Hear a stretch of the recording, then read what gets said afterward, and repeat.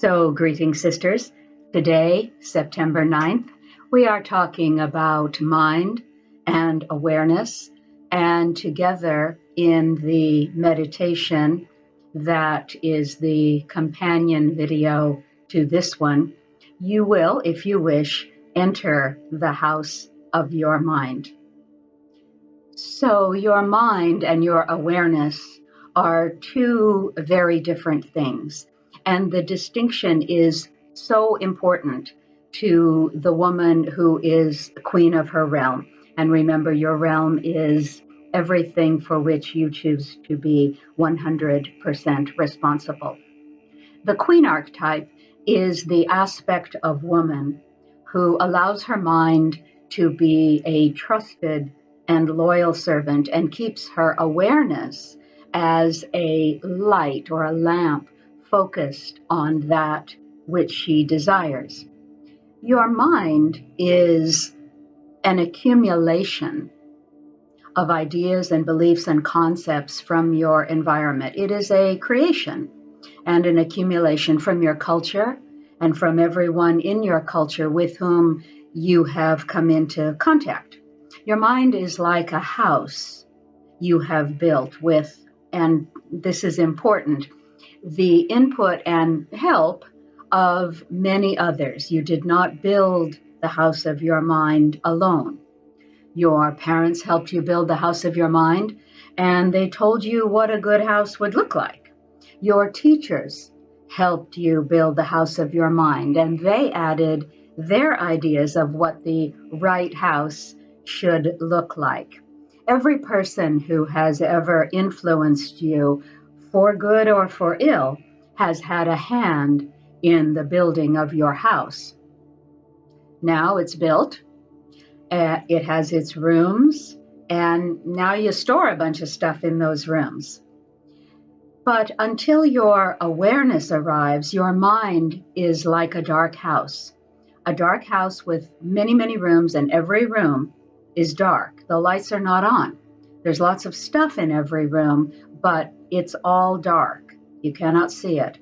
Each room is a room of a particular emotion, and the stuff in that room is all related to that particular emotion. So you have a happy room filled with happy thoughts and ideas and memories and beliefs and concepts.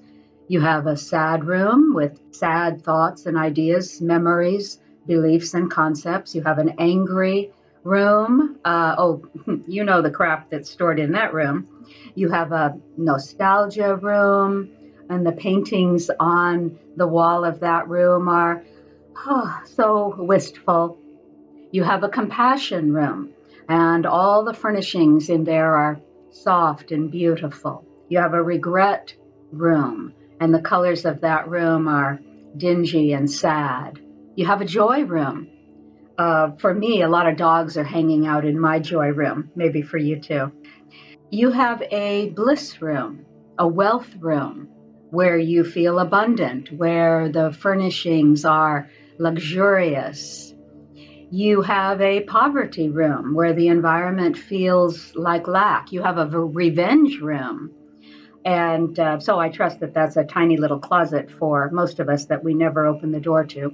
You have a grateful room. Pretty much every emotion that humans can experience, you have potentially a room in the house of your mind for that. So the house of your mind is not you. Many people identify with their mind and think of it as them, but it is not. You own the house, you are responsible for the house, but the house itself is not you. Your mind is not you. It is an accumulation of things that you have gathered while being alive in this body. It's an accumulation of stuff that people have told you to put in the various rooms of the house of your mind. So we women have many rooms in common with men's houses of the mind because we are all human beings living in the same culture. But because women are treated so differently from men in this culture, the minds of women can have very different accumulations from the minds of men. We can have, for example, a room called fear of men raping, perhaps, because that actually is an experience of a huge percentage of women in this culture and for many thousands of years. And that would be a room that men probably would not have in the house of their mind. Most of us women would also have a mind room called duty, duty to serve everyone around us. And that room is filled with stuff that tells us that we are supposed to serve, give, and take care of others pretty much endlessly, often to our own detriment, because that is the conditioning that we are given as women in this culture. So when you are visiting this room, if you do visit that room, your temporary name tag in that room says overgiving mother, because that is the imbalance of the mother archetype in woman that we talk of at length in the Queen teachings online and in Sunday services with the Goddess Temple of Orange County, which meets at the Museum of Woman in Irvine. The duty room is also a mind room that most men would not have, at least not in the same way. Many women have another room of the mind called the victim room.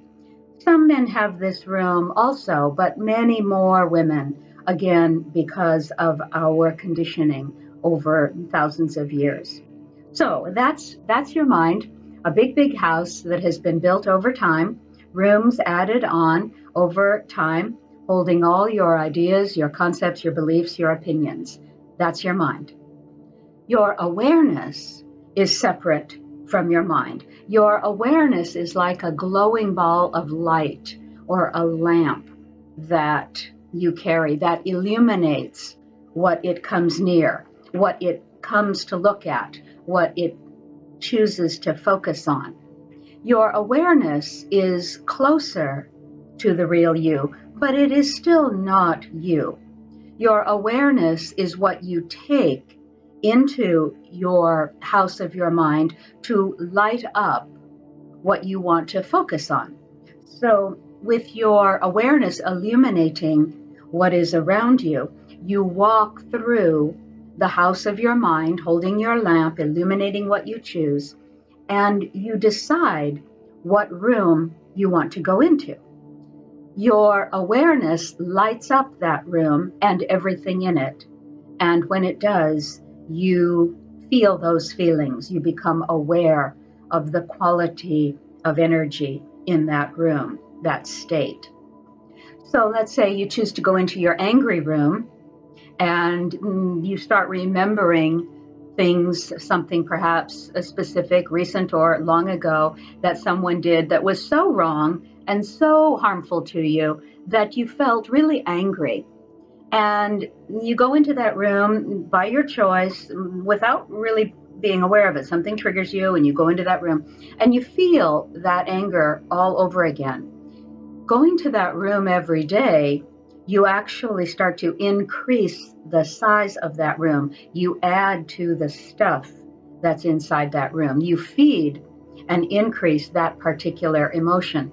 Do you remember back in the 70s when therapists were encouraging people to take bats and hit pillows to release and vent our anger? Those of you who are old enough to remember will remember this.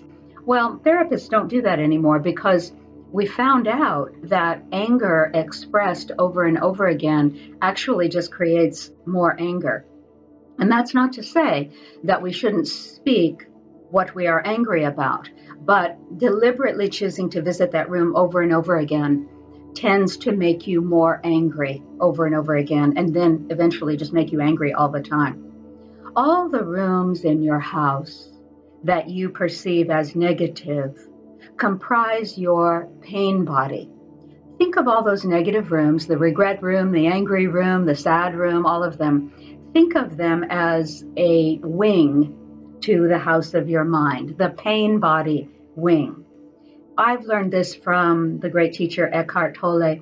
He talks about how each of us have a pain body, a literal entity of energy that lives inside each of us, and that needs to get fed regularly, and it will demand feeding. So when you have been peaceful for a while in your relationship and your pain body is not fed and you're not conscious of your pain body, you're just letting it do what it does unconsciously, it gets hungry, and so it causes you to create a fight perhaps with your partner or with somebody. And then the drama and the emotion and the pain and suffering that you feel literally feeds your pain body. And now it's fed, and now it can go quiet for a little while until it needs feeding again.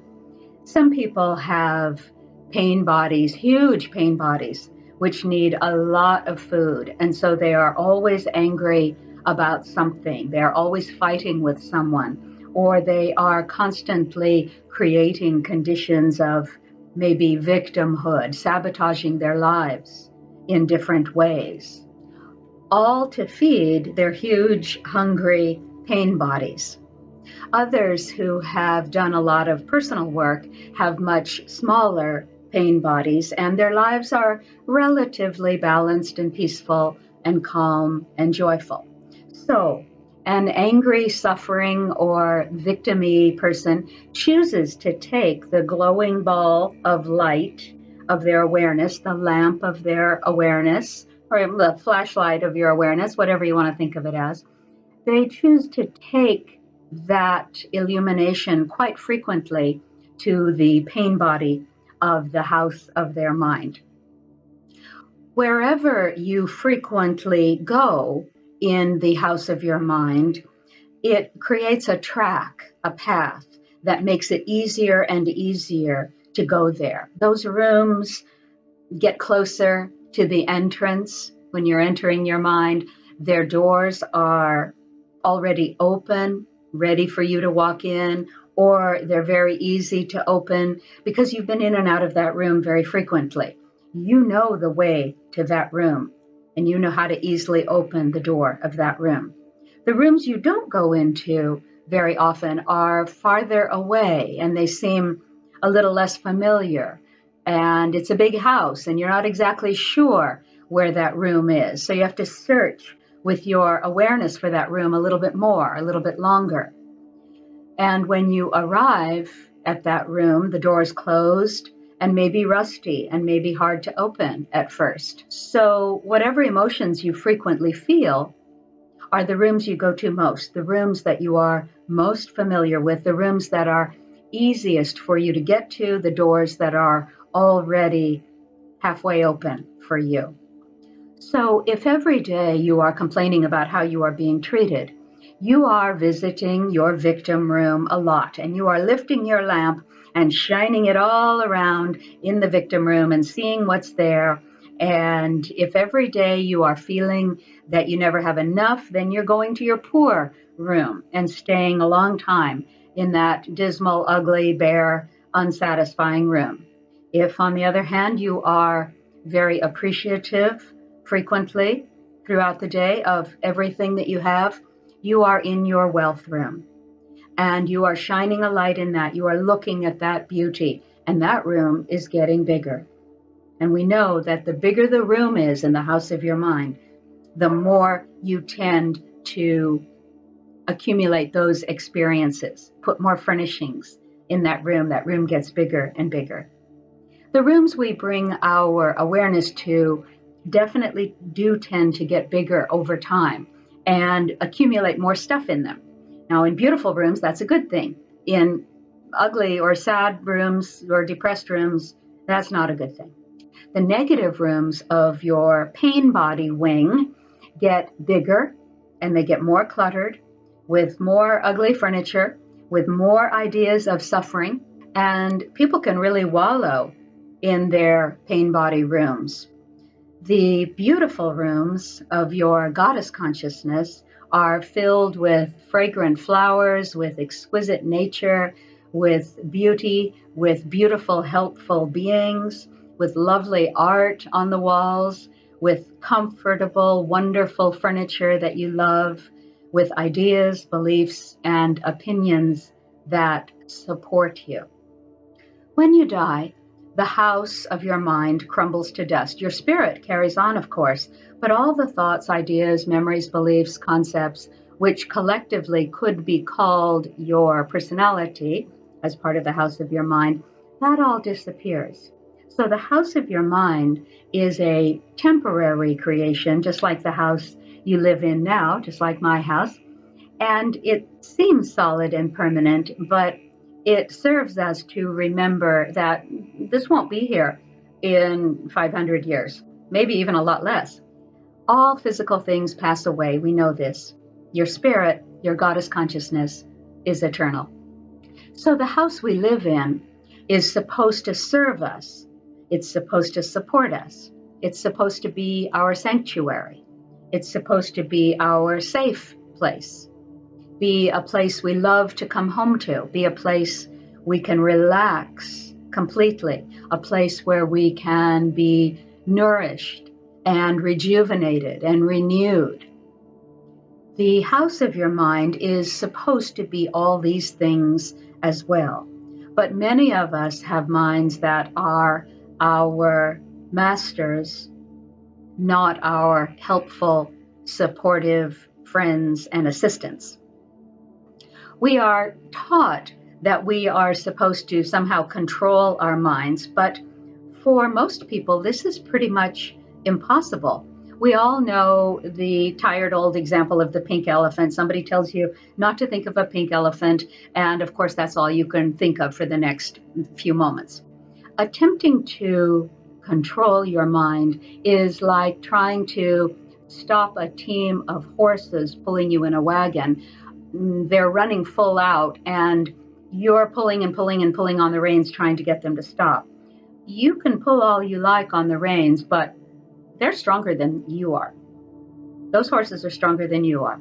So an experienced horsewoman does something a little smarter, does something that requires a little less force. She doesn't try to stop the horses by pulling back with force on the reins. No, she redirects the horses. She pulls on one side, turning the horses slightly off their path, and they will turn. They'll keep going, but they'll turn. And then she keeps turning them and turning them and turning them in the direction she wants them to go until she's got them in a fairly tight circle, and they are forced to slow down because they can't run fast in a tight curve, in a tight circle. So she turns them in the direction she wants them to go. She doesn't try to stop them. She turns them in the direction she wants them to go, and she redirects her horses.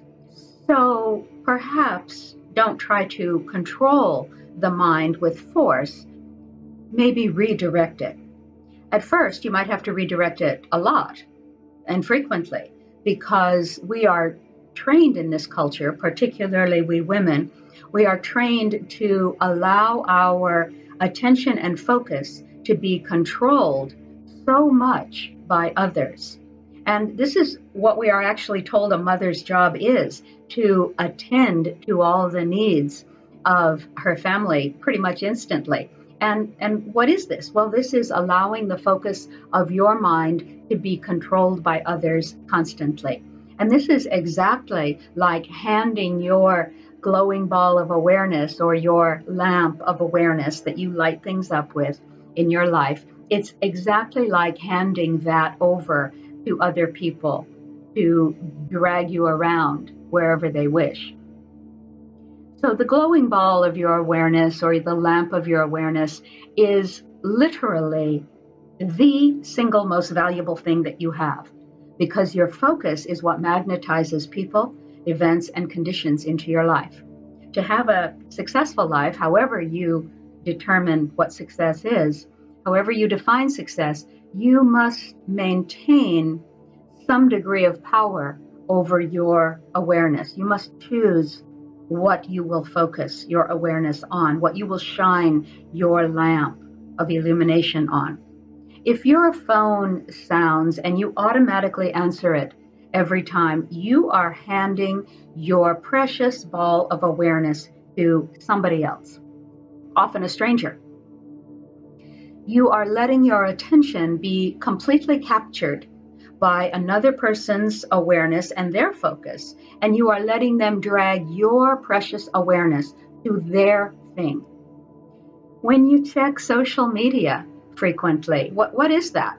But deliberately handing over your precious lamp of awareness to a series of often strangers. We call them friends, but do you know a lot of your so-called friends on Facebook? Do you really know them well? Or do you just kind of know them as a name on Facebook? So you are deliberately handing over your precious lamp of awareness to a series of virtual strangers, and you are paying attention to what they demand you attend to. You're scrolling, you're scrolling, you're scrolling. You say, oh, Jeannie had a muffin this morning. Oh, Mary, had a fight with their boyfriend. Oh, here's somebody wanting me to sign this petition. Oh, here's somebody complaining about Trump. Oh, here's blah, blah, blah, blah. You have just spent a significant period of time, perhaps, giving your awareness to what? Not to your mission, not to your life, not to your goals, not to your desires, not to your intentions, not to your dreams. You threw your precious awareness away on muffins and petitions that you're perhaps not interested in, and people's opinion of Trump and many things. Sure, you can learn a lot from Facebook, and I do. I get a lot of my news from Facebook that I would not get otherwise, but I consciously choose to focus the lamp of my awareness for a set period of time, say 10 minutes. I will scroll through and deliberately choose what I will put my lamp of awareness on. I do not let others choose for me. When you plop down on the couch, exhausted, and your mind is tired, and this happens to me a lot, and you just want to be entertained and distracted for a bit, I completely get it, and you turn on TV, what are you choosing to give your awareness to? What room are you going into? Trash, crime, murder, conflict, suffering, drama? Not even your drama. It's the drama of strangers.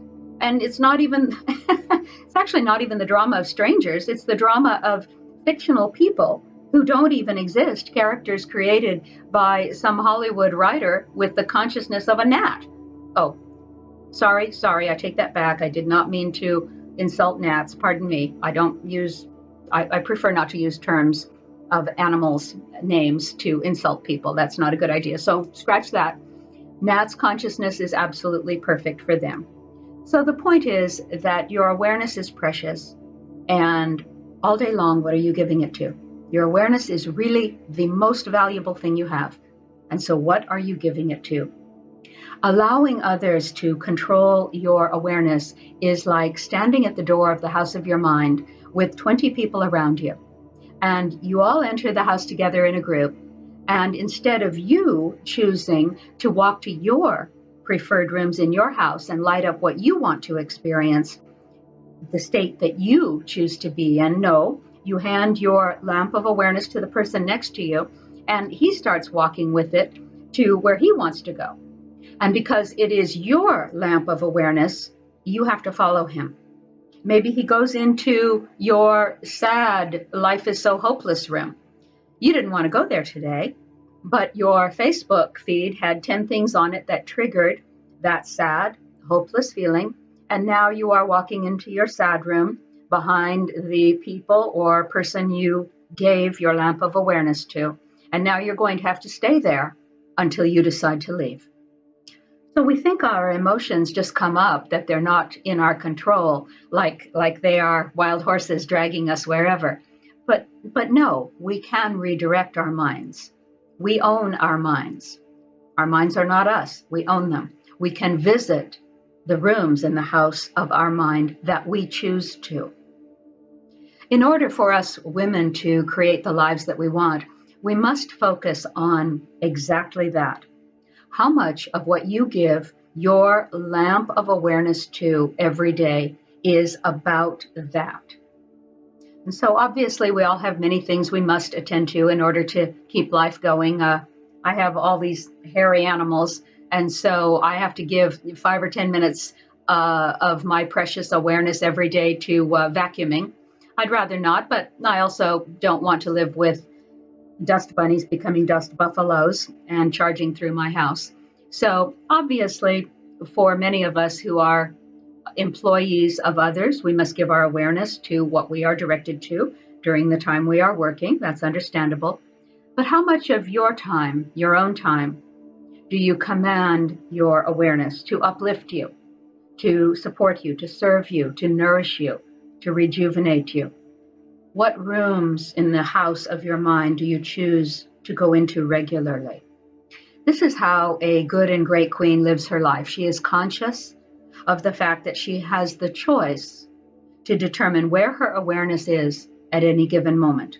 She chooses where she will take her precious lamp of illumination, lighting up what she wishes to light up in her life. She never hands over her awareness thoughtlessly to let others control.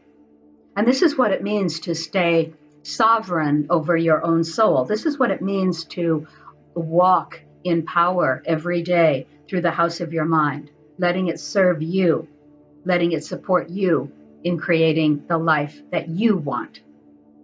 You are a queen. Walk through the house of your mind and visit the rooms that serve you.